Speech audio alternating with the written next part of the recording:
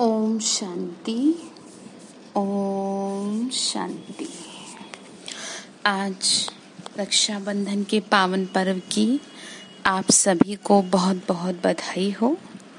रक्षाबंधन का वास्तविक अर्थ मीठे बाबा ने हम बच्चों को समझा दिया है, तो सभी अर्थ सहित इस त्योहार को मनाएं। बाबा का रक्षा सूत्र सभी को बंध चुका है और आगे जिसको भी राखी बांधे तो इसी स्मृति से बांधे कि जब आप उनको राखी बांधे तो क्या प्रतिज्ञा दिलाई, ये जो बाबा ने हम बच्चों को दिलाई कि हमेशा हमेशा पुण्य कर्मों की कमाई करेंगे, हमेशा पवित्र जीवन जिएंगे। इस बात की प्रतिज्ञा करें, अर्थात संकल्प लेकर के राखी बांधें और बंधवाएं। ठीक है, तो चलिए आज 22 तारीख के मीठे बाबा की महावाक्य है। आज के अव्यक्त महावाक्य है। रिवाइज कोर्स की डेट है 7/3/1988।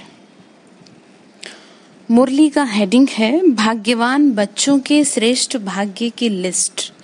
आज बाबा लिस्ट बता रहे हैं भाग्यवान बच्चे कौन से हैं। आज भाग्य विधाता बाप दादा अपने भाग्यवान बच्चों को देख रहे हैं। हर एक ब्राह्मण बच्चे का भाग्य दुनिया की साधारण आत्माओं में से अति श्रेष्ठ है। बाबा क्या कह रहे हैं, तुम्हारा भाग्य दुनिया वालों से श्रेष्ठ नहीं, अति श्रेष्ठ है। क्योंकि हर एक ब्राह्मण आत्मा कोटों में से कोई और कोई में भी कोई है। कहाँ 550 करोड़ आत्माएं और कहाँ आप ब्राह्मणों का छोटा सा परिवार। उन्हों के अंतर में कितने थोड़े हो। इसीलिए अज्ञानी अनजान आत्माओं के अंतर में आप सभी ब्राह्मण श्रेष्ठ भाग्यवान हो। बाबा क्या बोल रहे हैं, बाबा कह रहे हैं कि कहाँ दुनिया देखो इतनी और कहाँ तुम्हारा छोटा सा परिवार, तो हो गई ना श्रेष्ठ। और भगवान का ज्ञान मिला इसलिए श्रेष्ठ। भाग्य विधाता बाप मिला इसलिए श्रेष्ठ। बाप दादा देख रहे हैं कि हर एक ब्राह्मण के मस्तक पर भाग्य की रेखा बहुत स्पष्ट तिलक के समान चमक रही है। जैसे तिलक चमकता है ऐसे भाग्य चमक उठा है। हद के ज्योतिषी हाथों की रेखा देखते हैं, लेकिन ये दिव्य ईश्वरीय भाग्य की रेखा हर एक के मस्तक पर दिखाई देती है। बाबा ने कहा वो तो हद के हैं, वो बताते हैं हाथ देख करके, लेकिन वास्तव में यहाँ तो 21 जन्मों का भाग्य लिखा जा रहा है और लिखने वाला स्वयं भाग्य विधाता है। तो बाबा ने कहा वो तुम्हारे मस्तक पे मुझे दिखाई दे रही है। जितना श्रेष्ठ भाग्य उतना भाग्यवान बच्चों का मस्तक सदा अलौकिक लाइट में चमकता रहता है। भाग्यवान बच्चों की और निशानियां क्या दिखाई देंगी, सदा मुख पर ईश्वरीय रूहानी मुस्कुराहट अनुभव होगी। भाग्यवान की नयन अर्थात दिव्य दृष्टि किसी को भी सदा खुशी की लहर उत्पन्न कराने के निमित्त बनती है। क्या कहा, भाग्यवान के नयन क्या करते हैं, दूसरे को भी खुश कर देते हैं। खुशी के वाइब्रेशन आते हैं ना, खुशी की लहर उत्पन्न होती है, ऐसी आत्माओं से अनुभव कराते हैं। क्या कहा, सदा मुख पर ईश्वरीय रूहानी मुस्कुराहट भी अनुभव होती है। निशानियां बता रही है, तो आप देखो अब आपके अंदर ये निशानियां है ना। भाग्यवान के नयन क्या करते हैं, खुशी की लहर दूसरों को दिलाने के निमित्त बनते हैं। जिसको भी दृष्टि मिलेगी वह रूहानियत का, रूहानी बाप का, परमात्म याद का अनुभव करेगा।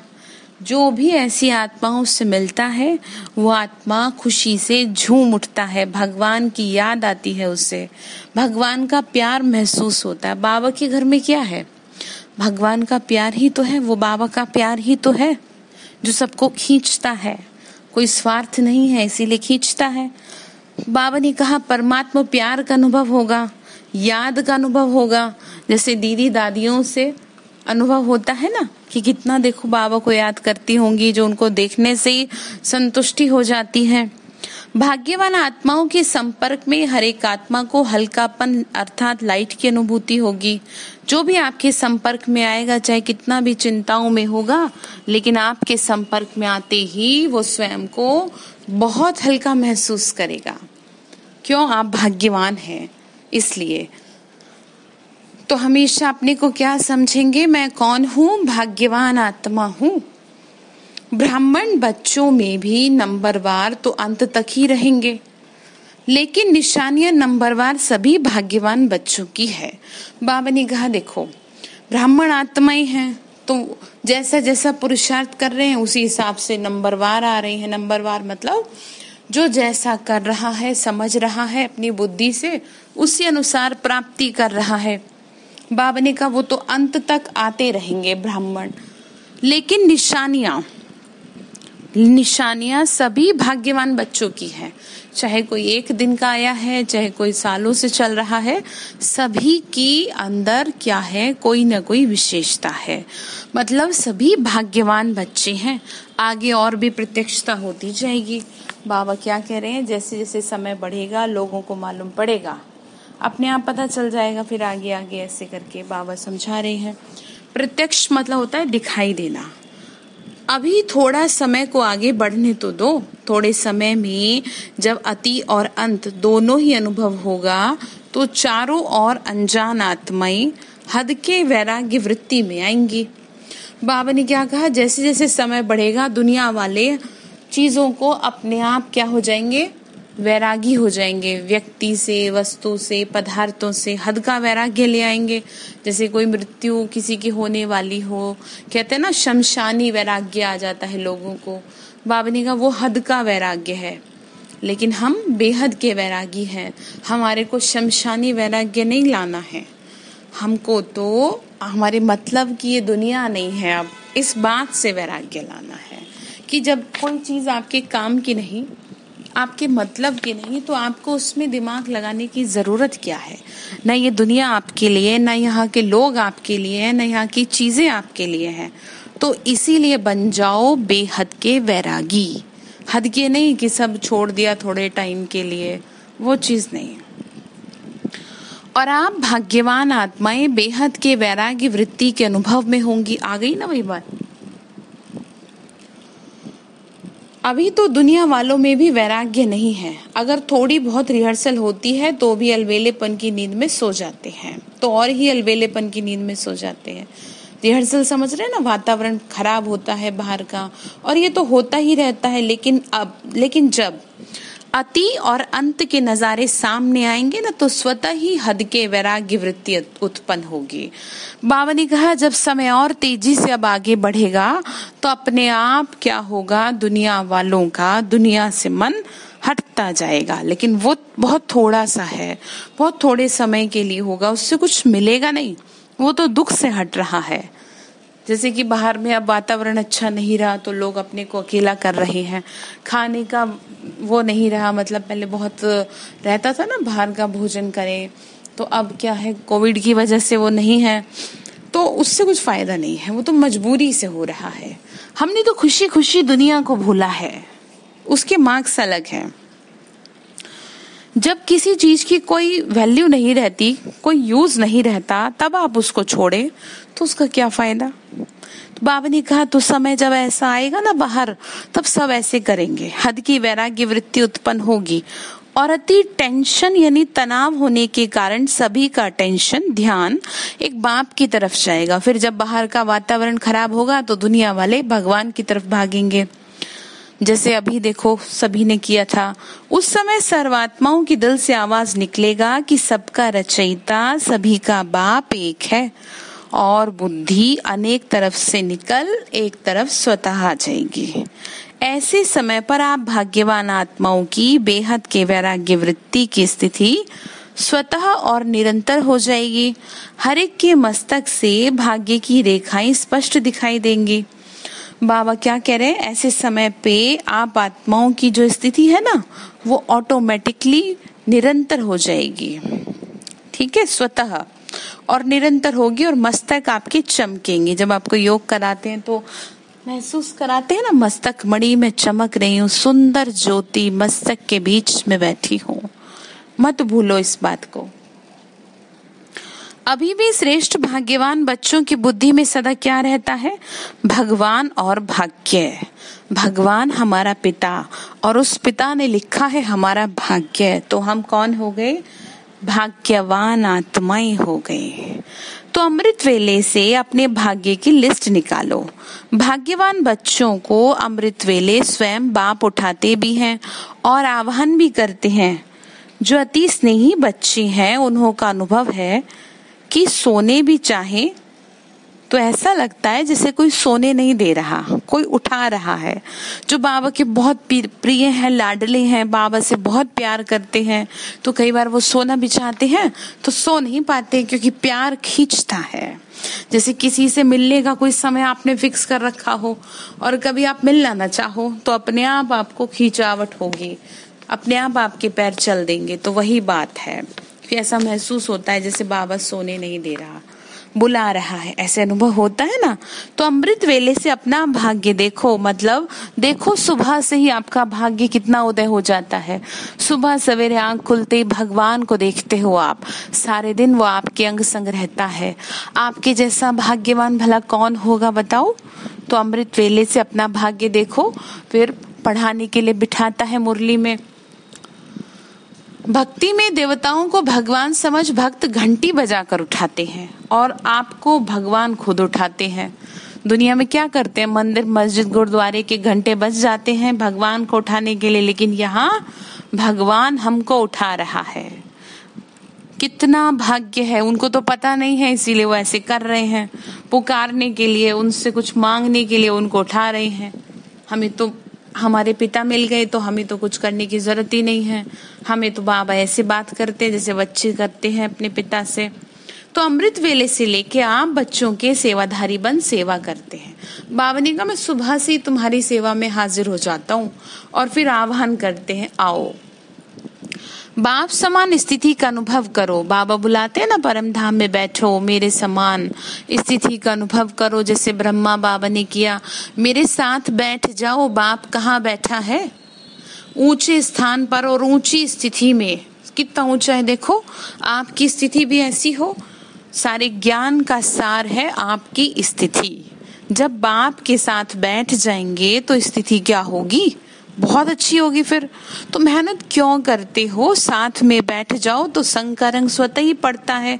बाबा के साथ बैठ जाओ, बस स्थान के प्रमाण स्थिति स्वतः ही होगी।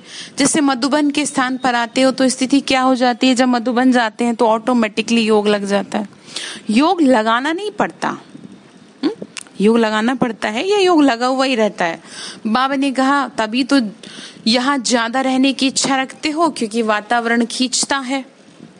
ठीक है, अपने आप बाबा बैठा है ना मधुबन में, अपने आप लग जाता है योग। तो बाबा के पास ही बैठ जाओ सुबह सवेरे जाके, और सभी को कहें और 15 दिन रह जाओ तो खुशी में नाचेंगे ना। अभी सबको कहें अगर, तो कितना अच्छा लगता है अगर ज्यादा दिन तक मधुबन में रहने की परमिशन मिल जाती है, क्योंकि बाबा के अंग संग है। तो जैसे स्थान का स्थिति पर प्रभाव पड़ता है, ऐसे अमृत वेले या तो परम धाम में या सूक्ष्म वतन में चले जाओ, बाप के साथ बैठ जाओ, बिंदु बन के बिंदु बाप के साथ बैठ जाओ। अमृत वेला शक्तिशाली योग होगा तो सारा दिन स्वतः ही मदद मिलेगी। सुबह सवेरे बाबा से हो जाओ, ले लो शक्ति। तो अपने भाग्य को स्मृति में रखो। वाह मेरा भाग्य, वाह वाह मेरा बाबा, वाह। दिनचर्या ही भगवान से शुरू होती है। बताओ फिर आप ऐसा भाग्यवान भला कौन होगा? कैसे भूल जाते हो? ठीक है। फिर बाबा ने आगे कहा कि बच्चे देखो, फिर अपना भाग्य देखो तुम। बाप स्वयं शिक्षक बन कितना दूर देश से हमको पढ़ाने आते हैं। बाबा ने कहा कितना दूर देश से आपको पढ़ाने आते हैं। लोग तो भगवान के पास जाने के लिए प्रयत्न करते हैं, और भगवान स्वयं आपके पास शिक्षक बन पढ़ाने आते हैं। रोज सुबह सवेरे पढ़ाते हैं ना, कितना भाग्य है। और कितने समय से सेवा की ड्यूटी बजा रही है। बाबा ने कहा मैं कब से पढ़ा रहा हूँ तुमको, 87 साल हो गए। कभी सुस्ती करते हैं क्या? मतलब कभी कोई बहाना भी नहीं। बाबा ने कहा कभी सुस्ती करते हैं, कभी बहाना लगाते हैं?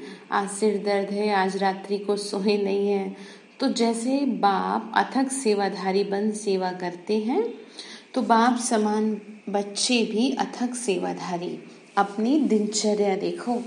बाबा कह रहे मैं तुमसे कभी कोई बहाना करता हूँ कि आज मेरा मन नहीं है, आज मुझे ये दिक्कत है, मैं नहीं तुमको पढ़ाऊँ। तो बाबा ने कहा फिर तुम भी तो देखो ना कि तुमको कितना अच्छे से रिस्पॉन्स देना चाहिए इस चीज़ का।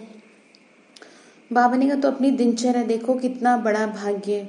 बाप सदा स्नेही सिक्की लद्दे बच्चों को कहते हैं कोई भी सेवा करते हो, चाहे लौकिक यानी कि चाहे आपके घर की, चाहे अलौकिक यानी बाबा के घर की, चाहे परिवार में, चाहे सेवा केंद्रों पर, कोई भी कर्म करो, कोई भी ड्यूटी बजाओ, लेकिन सदा ये अनुभव करो कि करावनहार करा रहा है।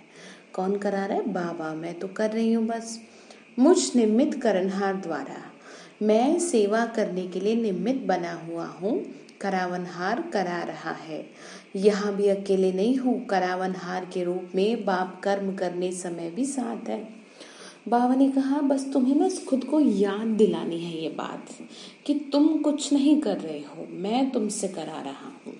ठीक है, जो भी सेवा के निमित्त बनती हैं आत्माएं, उनको कह रहे हैं, या घर में भी आप जो काम कर रहे हैं, जो भी ड्यूटी बजा रहे हैं, उसको भी यही समझें। बाबा बोल रहे हैं आप तो सिर्फ निमित्त हो, भगवान विशेष करावनहार है, अकेले करते ही क्यों हो। बाबा ने कहा तुम खुद को अकेला कैसे समझ लेते हो?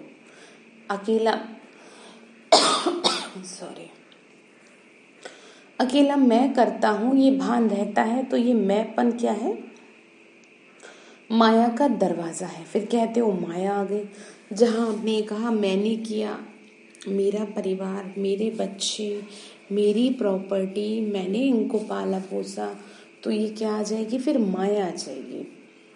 मतलब उन चीज़ों से आपको कोई ना कोई दुख मिलेगा। अगर बच्चों को मेरा करके पाला, हालांकि आप ही के कोई ले थोड़ी रहा है, लेकिन मैंपन नहीं, भगवान के बच्चे हैं, बार बार ये याद दिलाओ तो जरूर वो दुनिया में नाम कर देंगे। अदरवाइज कुछ कहा नहीं जा सकता। तो मतलब समझ में आ गया, माया अर्थात मैंपन, और मैंपन अर्थात दुख को एंट्री दे रहे हैं आप। जब दरवाज़ा खोला तो माया इंतज़ार में है। कौन सा? मैंपन का। और आपने इंतज़ाम अच्छा कर लिया है तो क्यों नहीं आएगी?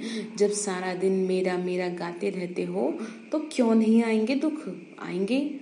जब चाय समोसे खिलाएंगे माया को, बातों में भी जाएंगे, डेप्थ में बातों की, तो माया तो फिर हर रोज हर वक्त आएगी।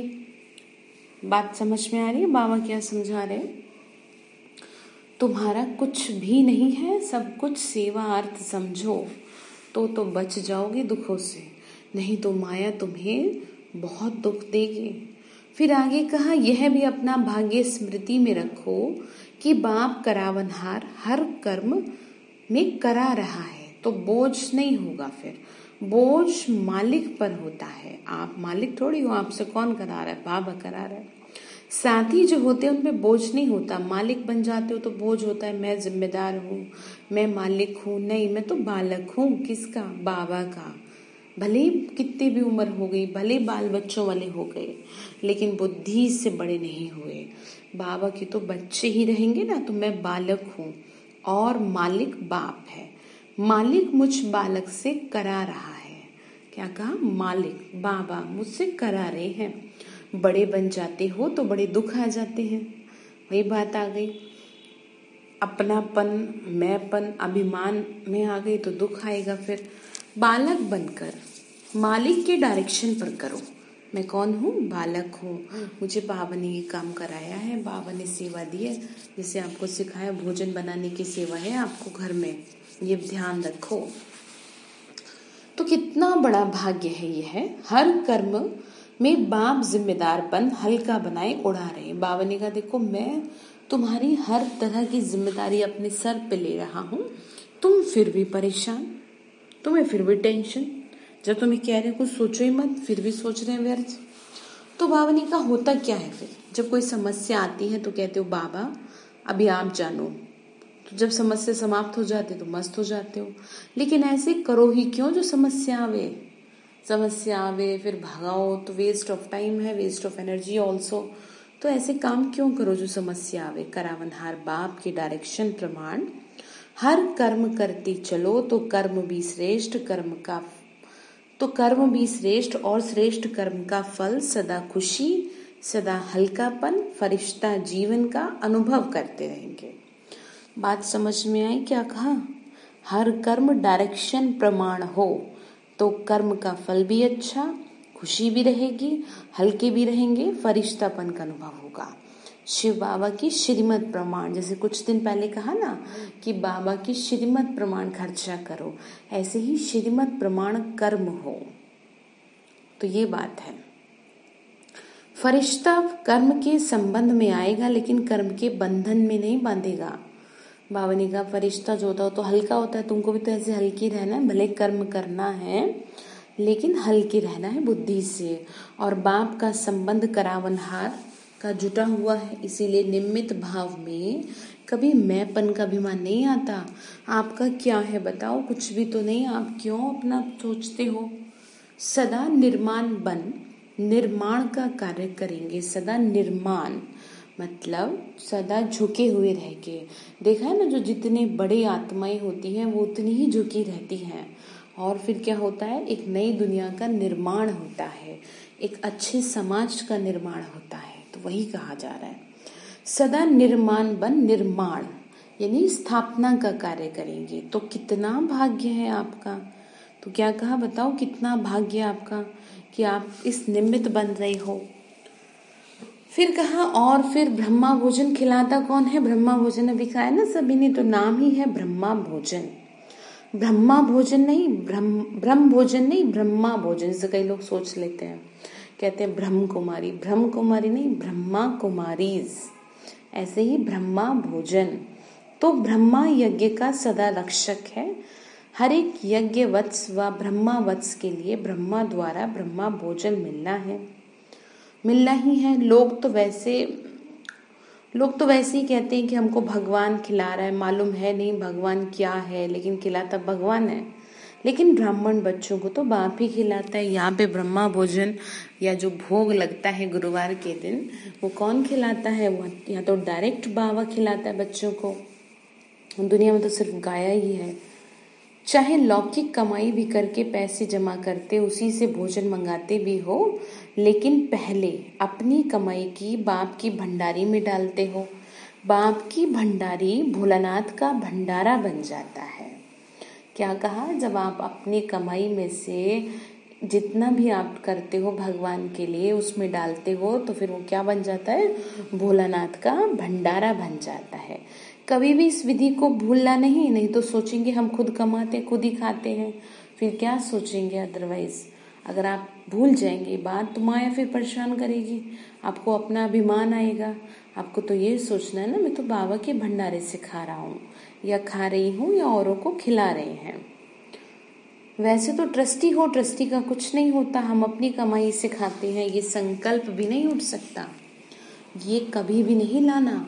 भगवान के भंडारे से खाते हैं, लेकिन वो तभी हो पाएगा जब आप ये बात ध्यान रखोगे। जैसे सिखाया था ना पीछे भी, कैसे करना है। ये संकल्प भी ना उठे।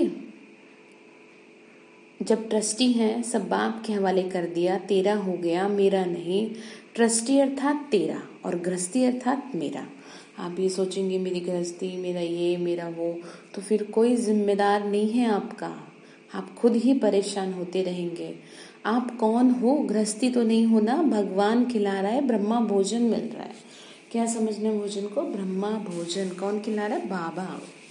ब्राह्मण आत्माओं को यह नशा स्वतः ही रहता है और बाप की गारंटी है 21 जन्म ब्राह्मण आत्मा कभी भूखी नहीं रह सकती, जो भगवान को भोग लगाते हैं। इस वजह से भगवान बंध जाता है उनका पेट भरने के लिए। सुदामा का मिसाल है ना, एक चावल के दाने से ही पेट भर गया, दिखाया है कैसे श्री कृष्ण का। तो भावना देखी गई। तो बात यहाँ पर यही है कि बाबा जिम्मेदार होगा तभी।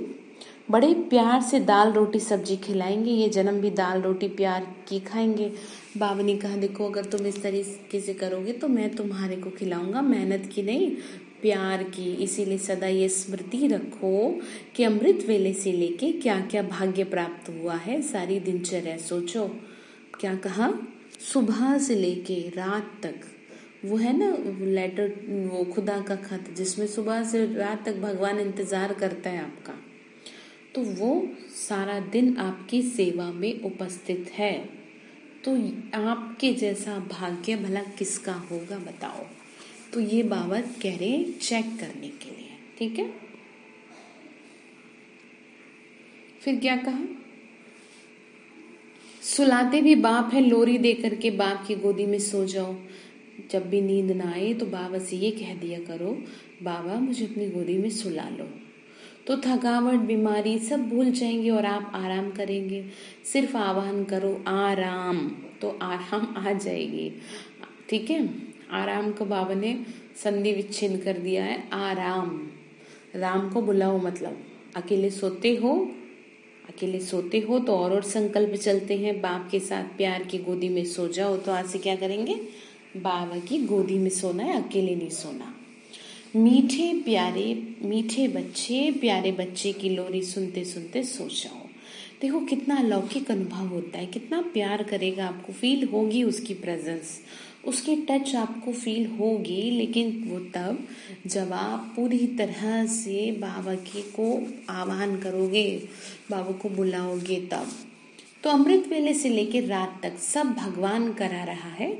चलाने वाला चला रहा है, कराने वाला करा रहा है। सदा इस भाग्य को स्मृति में रखो, इमर्ज करो, ये मत भूलो। सुबह से रात तक आपकी देखभाल की जा रही है। कोई हद का नशा भी जब पीते हैं तब तक नशा नहीं चढ़ता, मतलब जब तक उसको यूज करेंगे तभी तो पता चलता है ना, अदरवाइज कैसे पता चलेगा। तो बाबा ने क्या कहा कि ऐसी सिर्फ बोतल में रखा रहे शराब, है ना, और उसको ऐसे थोड़ी, उसको तो पिएगा तभी तो कोई उसको नशा होगा उस चीज का। तो बाबा भी यही कह रहे हैं कि बच्चे जब तक तुम मुझे बुलाओगे नहीं, मुझे महसूस नहीं करोगे, तब तक तुम्हें नशा कैसे चढ़ेगा बताओ। तो ये बुद्धि में समाया हुआ है, लेकिन इसको यूज करो। स्मृति में लाना अर्थात पीना, वही बात है, याद करना अर्थात उस चीज को बाबा ने कहा पीना, महसूस करना। बाबा बोल रहे हैं बच्चे, इसको कहते हैं स्मृति स्वरूप बनो। ऐसे नहीं कहा कि बुद्धि में समाया हुआ रखो, स्मृति स्वरूप, उसको याद करके उसको स्वरूप बनो, उसको यूज करो, उसको महसूस करो। बाबा को याद तो कर रहे हैं लेकिन बाबा को महसूस करो, वो आपके साथ में ही है। वो गीत है ना कि तुम तो यहीं कहीं बाबा मेरे आसपास हो। तो स्मृति स्वरूप बनो इसके, ठीक है। कितने भाग्यवान हो, रोज अपने भाग्य को स्मृति में रख समर्थ बनो और उड़ते चलो। समझा फिर क्या करना है? डबल विदेशी हद के नशे के तो अनुभवी है। बाबा ने कहा हद के नशे के तो यानी दुनिया के नशे के तो अनुभवी है, लेकिन अब ये बेहद का नशा, भगवान के प्यार का नशा, उसकी याद का नशा, उसको स्मृति में रखो तो सदा भाग्य की श्रेष्ठ लकीर मस्तक पर चमकती रहेगी, ठीक है। क्या करेंगे? स्मृति में रखेंगे तो मस्तक चमकता दिखेगा, स्पष्ट दिखाई देगा। अभी किन्हों की मर्ज दिखाई देती है, बाबा ने कभी मस्तक पे नहीं दिखता। मर्ज मतलब समाप्त या दिखाई ना दे, इमर्ज मतलब उसको इमर्ज कीजिए, याद कीजिए। किन्हों की स्पष्ट दिखाई देती है, जो इस बात को याद रखते हैं कि हम बहुत भाग्यवान हैं, तो उनका चेहरा बोलता है फिर। और जो भूल जाते हैं तो फिर बाबा ने कहा फिर ऐसे रहते हैं उदास। लेकिन सदा स्मृति में रहेगी तो मस्तक भी चमकती रहेगी, औरों को भी अनुभव कराते रहेंगे, ठीक है। अच्छा, सदा भगवान और भाग्य, ऐसे स्मृति स्वरूप समर्थ आत्माओं को सदा हर कर्म में करनहार बन, कर्म करने वाली श्रेष्ठ आत्माओं को सदा अमृत वेले बाप के साथ ऊंचे स्थान, ऊंची स्थिति पर स्थित रहने वाले भाग्यवान बच्चों को सदा अपने मस्तक द्वारा श्रेष्ठ भाग्य की रेखाएं औरों को अनुभव कराने वाले विशेष ब्राह्मणों को बाप दादा का याद प्यार और नमस्ते। रूहानी हम बच्चों की रूहानी माता पिता बाप दादा को नमस्ते। बाबा नमस्ते, शुक्रिया बाबा शुक्रिया। फिर बाबा ने विदाई के समय दादी जानकी बम्बई तथा कुरुक्षेत्र सेवा पर जाने की छुट्टी ले रही हैं। उस टाइम की बात है। महारथियों के पांव में सेवा का चक्र तो है ही, जहां जाते हैं वहां सेवा के बिना कुछ होता नहीं। चाहे किस कारण से भी जाएं, लेकिन सेवा समाई हुई है।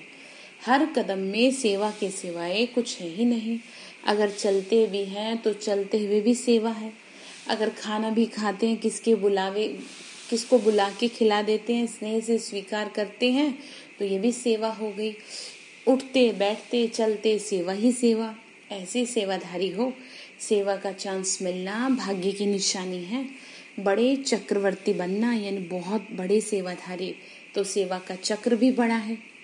मतलब बाबा के बच्चे हमेशा सेवा में रहते हैं, तो उनका खाना पीना सब कुछ क्या है, सेवा ही कहलाएगा, क्योंकि उनकी बुद्धि में और तो कुछ चलता नहीं है। अच्छा, वरदान दिया बाबा ने। तमोगुणी वायुमंडल में अपनी स्थिति एक रस अचल अडोल रखने वाले मास्टर सर्वशक्तिवान भव। तमोगुणी वायुमंडल, बाहर का वातावरण कैसा है इस समय, तमोगुणी। इसमें आपकी स्थिति कैसे अच्छी रहेगी, जब आप ये ध्यान रखेंगे कि मैं मास्टर सर्वशक्तिवान हूँ। बाबा ने समझाया, दिन प्रतिदिन परिस्थितियां अति तमो प्रधान बननी है। वायुमंडल और भी बिगड़ने वाला है। ऐसे वायुमंडल में कमल पुष्प समान न्यारे रहना, अपनी स्थिति सतो प्रधान बनाना, इसके लिए इतनी हिम्मत व शक्ति की आवश्यकता है। जब ये वरदान स्मृति में रहता है कि मैं मास्टर सर्वशक्तिवान हूँ, क्या ध्यान से सुनो, जब ये वरदान कि मैं कौन हूँ, मास्टर सर्वशक्तिवान हूँ, तो चाहे प्रकृति द्वारा, चाहे लौकिक संबंध द्वारा, चाहे दैवी परिवार द्वारा कोई भी परीक्षा आ जाए, सदा उसमें एक रस अचल और अडोल रहेंगे। कब, जब ये ध्यान रहेगा आपको कि मैं कौन हूँ, मास्टर सर्वशक्तिवान हूँ। तो स्लोगन है, वरदाता बाप को अपना सच्चा साथी बना लो तो वरदानों से झोली भरी रहेगी। क्या करना है, वरदाता बाप शिव बाबा को अपना सच्चा साथी तो बना है, लेकिन सच्चा बनाने की जरूरत है। ठीक है, तो झोली भरी रहेगी, फिर कमी नहीं होगी किसी चीज की। तो बाबा ने होमवर्क क्या दिया, बाबा ने कहा मेरी गोदी में सोना है तुमको, मेरा आवाहन करोगे तभी तो हो पाएगा ना ये। ठीक है, तो कम से कम मुरली को 4 बार जरूर सुने और वरदान के ऊपर मेहनत करें। अच्छा, ओम शांति।